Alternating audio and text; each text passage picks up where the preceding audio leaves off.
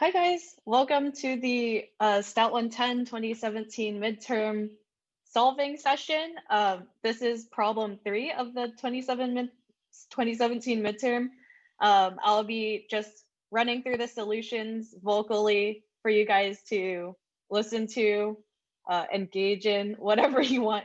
I would, again, highly encourage you guys to go through these midterms yourself and solve them first before going through and looking at these solutions, either the written ones or my own. And yeah, let's start solving some problems. So problem 3, Alice is conducting a survey in a town with population size 1,000. So that seems like an important number, 1,000 population size. She selects a simple random sample of size 100. So Alice is sampling without replacement, i.e. Alice is sampling without replacement, such that all samples of size 100 are equally likely. So it's without replacement, she's doing some sort of like 1,000 choose 100 kind of thing. All right, so Alice, sample of 100. Bob is also conducting a survey in this town, and he selects a simple random sample of size 20. So Bob, size 20.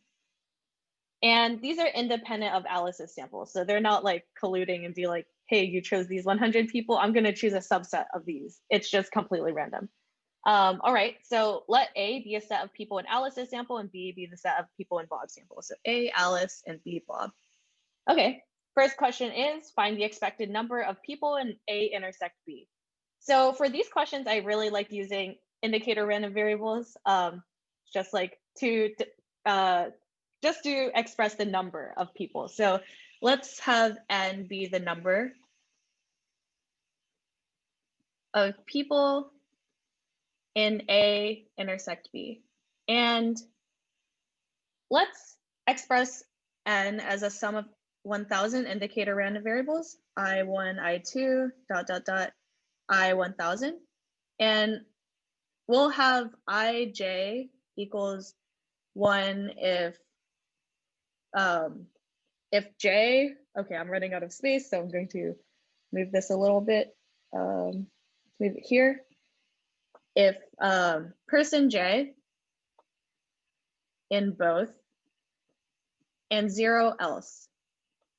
So now we can like kind of just compute, for example, like by linearity, looking at this, like expected value of n is equal to the sum of the expected values of each one of these guys, I equals 1 to 1,000. And all of these are independent people, like the person number 1 is no different than person 1,000 in this selection. So, well, we're going to have the expected value for this is the probability that person I is in sample A and sample B.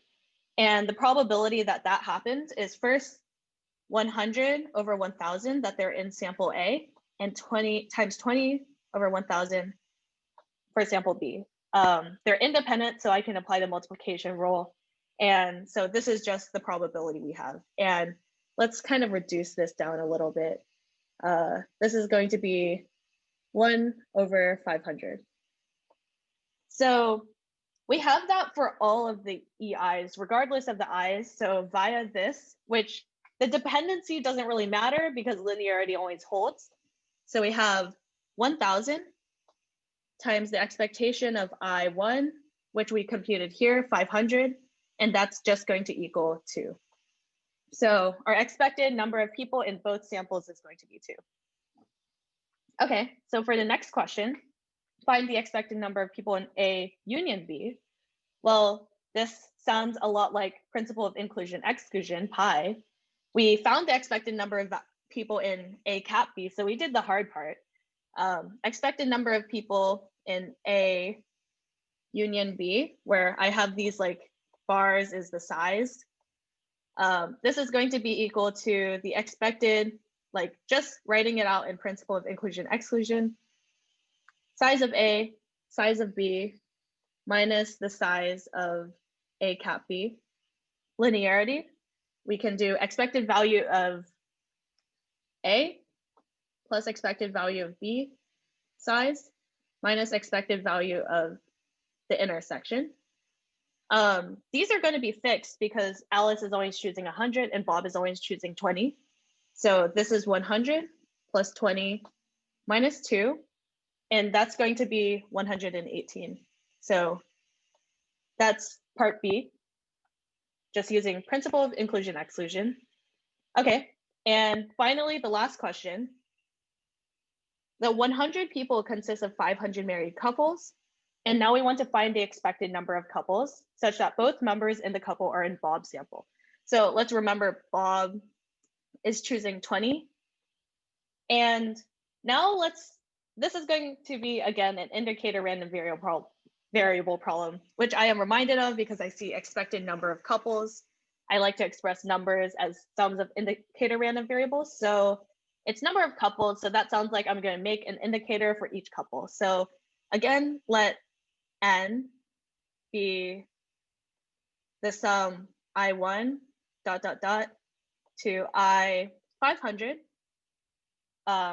where I is equal to 1 if couple I in Bob and 0 else.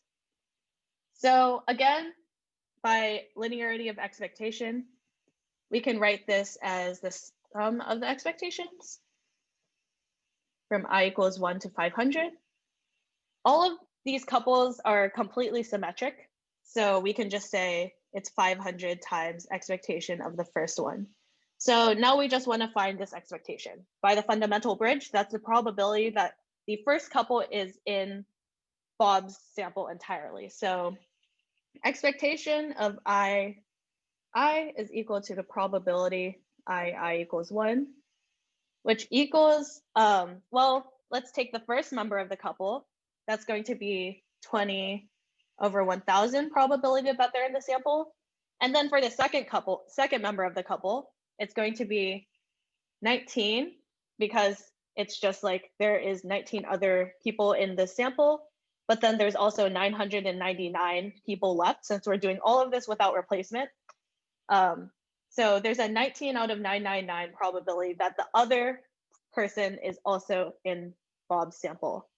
And those are both naive definition of probability. So that's going to be expectation of I sub I, and we can multiply that by 500 to get our desired expectation of the number of couples in both, such that both members are in Bob's sample.